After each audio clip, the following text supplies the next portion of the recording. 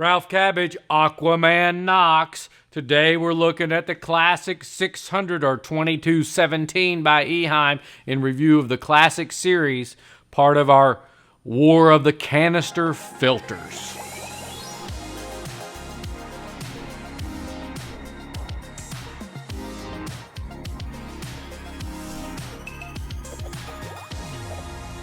Okay, have a new Classic 600 here that I just bought. Couldn't find it in any local dealers. Had to actually purchase it online. I know some stores still carry these, but not as many as used to. First of all, everyone has talked about this, so I won't go into detail, but the instruction manual stinks. All these coming out of Europe, they sort of stink. Okay, let me tell you a little bit about the Classic series. The Classic series was originally made in Germany by Eheim, and it was one of the first canister filters that I used for an extended period of time. I used all types of canister filters from Alpha Pet brands that most of you all have never heard of before. Eheim's, when they used to put the canister on the pump on the top, you see some of the people with the stainless steel tanks doing that now. The Classic series, although it came out of this box really dusty, is the one thing that Eheim's done that sort of stood the test of time. And the reason we're going to look at it here is what I know about this. This has an excellent motor block in it. I once did a 5-year test on a Classic that I put on a saltwater tank, and I never cleaned it. I packed it differently with biological media, but I never cleaned it on purpose. It was a secondary filter to a system, and I wanted to see how long it would actually just run. And it ran for 5 years before it burned up and got so clogged up that it quit running. So we know the motor block is good on this, and we don't have to talk about that. Okay, old school canister. It's going to be green, and green's old school. It's going to come with, ugly green tubing.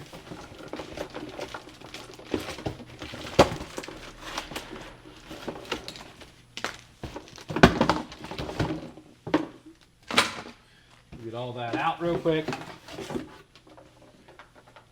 Okay, it's going to come with ugly green tubing. Going to come with what they call their double taps. These are quick disconnects. They started adding these to the canisters years after. Originally, you had to buy them after you bought the canister. You'd have to buy these things like $40. Now they're included. Has a smaller outlet than inlet on the 2217, so it's easy to figure out which one is which. These can be long and cumbersome in a stand.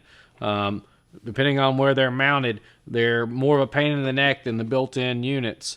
I don't know if these are still made in Germany. I can tell you on the 2217 that I run at home on one of my aquariums, out of the box, brand new, this baby leaked right out of the stem. The O-ring inside of it leaked right out of the stem, and I was not successful in getting Eheim to make up the unit brand new. That's one of the disadvantages of Eheim, is not readily available. They don't have presence in the United States on the ground. They don't have sales reps. They don't have people here.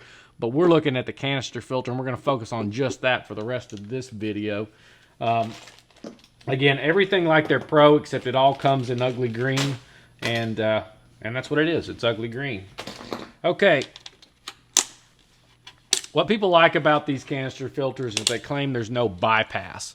But what you don't like about them is they're a pain. You have to pull them apart, and this will get harder over time. They have improved that over the years with a better O-ring. Again, the motor block and the impeller is in here, and that's easy to get to for cleaning. This is going to come packed standard, like I'm getting ready to show you. It's going to have a carbon pad. The water goes into the bottom. Always make sure that that's in place. These can be broken off, and I've broken off more than one. They can also leak, so you want to make sure that's secure when you get it first thing. This is going to be just a bulk packed canister filter, so it's going to have a top carbon pad that's essentially worthless. You can buy these from Eheim, but it's worthless. Most people buy these because they're going to customize them. It's going to have a fine filter pad, so we're going to pull it out in reverse order. It's going to come with a big bag of their Epi substrate, which I like. I actually like that. Again, Biomatrix is better. It's going to be separated by a coarse sponge. And then then you're gonna go to ceramic. The ceramic, there's a lot of ceramic in here, making this a heavy unit. This is better. I like this better than the plastic, cheap little plastic black pieces that they put in their Pro Series. So it's actually better. You can use these. If I own this, I would use it. But here's the nuance. When you go to clean one of these canister filters, it can just be a mess. You end up getting media intermingled with each other's, and then you got to buy a big filter bag if you don't like that. Stuff gets mixed up. It takes longer to take care of one of these. Let's put it back in reverse order. And then you're going to put all of your ceramic. The ceramic's not very dusty, so you can pour this ceramic in, but you can imagine it's going to make a lot of noise.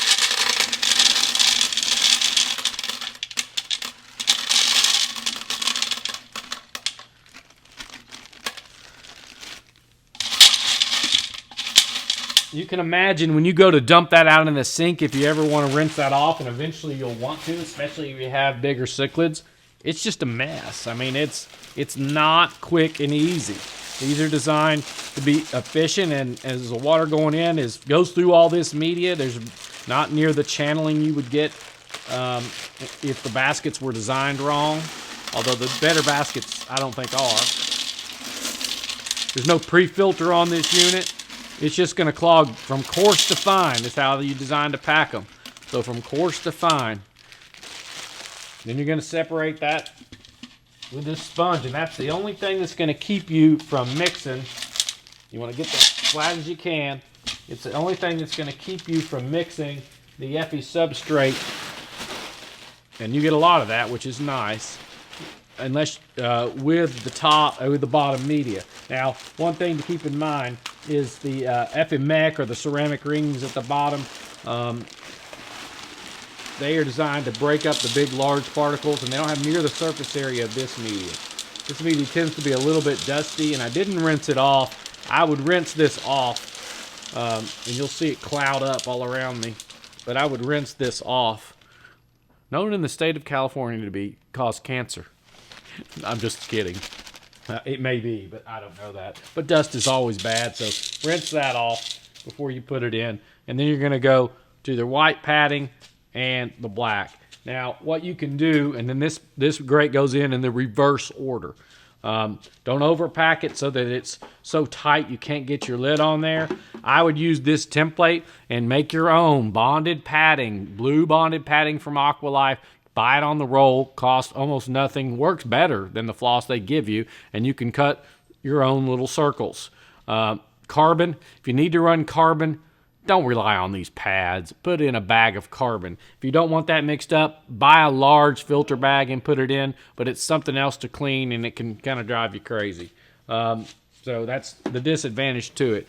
The advantage to old school is what you can do with this thing. You can change it. You can customize it. You can make a filter basket for it. I've seen guys make the filter basket for it following Novak and those guys trying to make the anaerobic filter, if you will.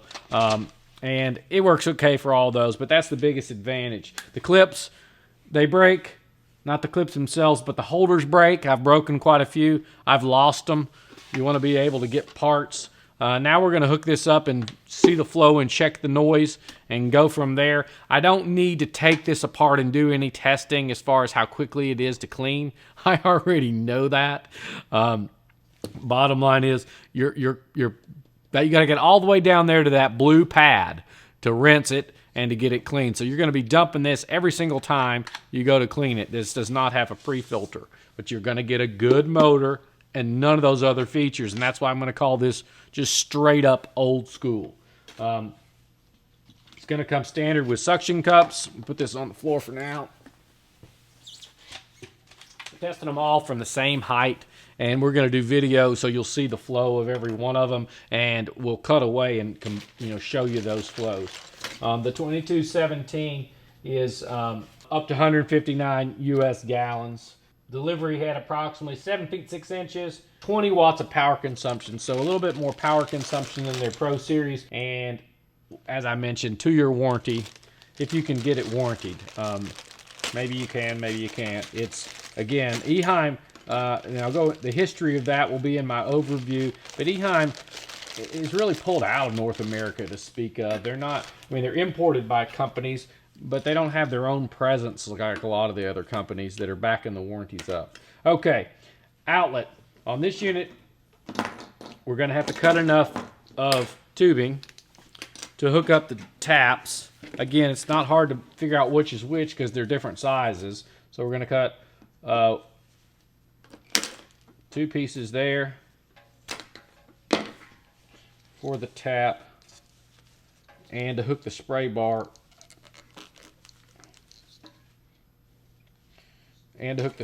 together. Again, this green tubing, it's just ugly, and the spray bar is ugly unless you like green. And if you like green, then that's a personal opinion, and you can love Eheim. Okay, we're gonna put that on there. We will, everything again, suction cups, Eheim suction cups, they are okay, but like all suction cups, they're a pain in the neck and they don't work for very long in a hard water situation, or even over time they will lose. And if you like spray bars, this is fine. You would normally put 2 of these on here, but so I can more easily manipulate this for the video, I'm only gonna put 1 spray bar on there and 1 little plug. Don't forget that little plug. And you see what happens right there when that comes off? That's exactly what happens when you go to use it. Okay, so we're gonna go canister filter. Outlet is on top. Get it down over the barb and then reverse thread the fitting. There's a fitting on there that you reverse thread. They work pretty well if you have the right size tubing, but a lot of times I will change this out to Vincon clear tubing, just like on the Owasa and some of the others, just because it's nicer. Again, we're using the same length of hose on all of them, just so all the tests will be the same, even though you would make this neater for your cabinet. Inlet strainer. Again, you would cut this off if you needed to for your aquarium. For the purpose of this test, we're just going to angle it and we're not going to use a suction cup. And then again, I will need to cut a small piece for the double tap disconnect.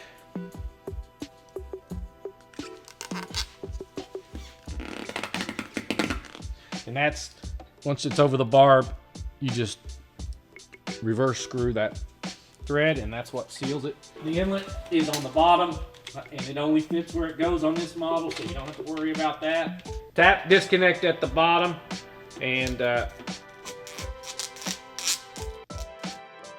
double tap disconnect at the bottom. We left excess tubing so that they're all the same lengths on everything for the test. Now, this is an old school canister filter, so what does that mean? That means the only way to get it started is to suck on this outlet hose just a little bit. So just, you can hear it. As soon as you hear it, hook it up and let it run.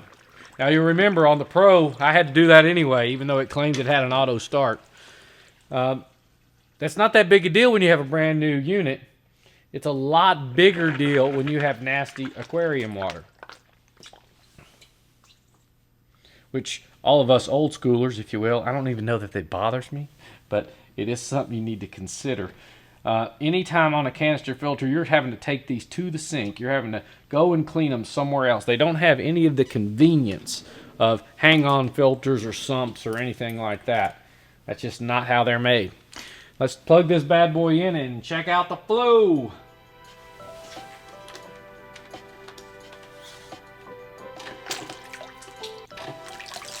Oh! I'm going to do that every time. You're going to want to put that just a little bit lower. So I want to rotate this one down since we're over the water line in this not traditional setup. Okay, so we're aiming this down a little bit so it doesn't make that mess. And normally you would aim it up a little bit, put it below the water line, raise this aquarium up below the water line, have it aiming up so it ripples the surface. And that helps aerate. For this test, we want to be able to see the flow. So you get a lot of pressure on this unit because of the smaller spray bar and outlet. And I like that. And you won't run it like that. It creates a lot of noise. And we're going to now lower it below the water level to do our noise tests. Now, one thing you'll notice, this is quiet. The 2217 or the 600 is quiet. So they've still got some of the great features they had in that original motor block, some of the reasons that people like it, and it's a quiet unit. We'll do the decibel meter now here.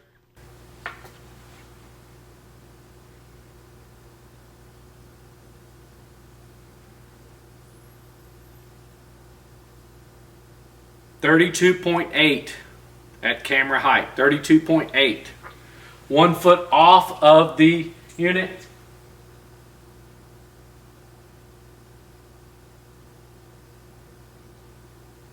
.5. 39.5.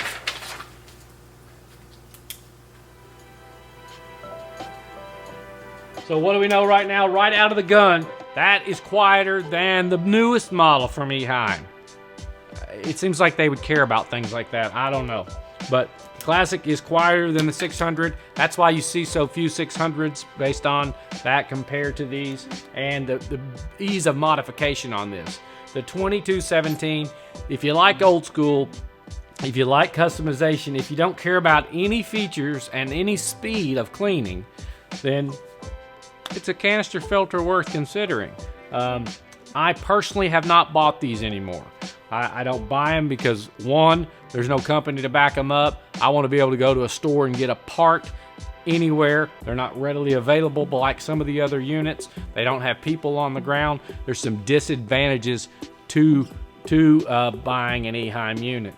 But I do still own one. It's in my bedroom, and it is quiet. You don't hear the unit, and they work and they last for a long time. So that's the positives on these. In my full review, which I'll get to when I combine all of the canister filters together for the final video, you'll get my final take on which one to buy and why, and we'll go over that again. Be sure and subscribe to my channel. I'm Ralph Cabbage, Aquaman Knox. Hope you enjoyed this and helps you hook up a Classic Series canister filter. Have a great day.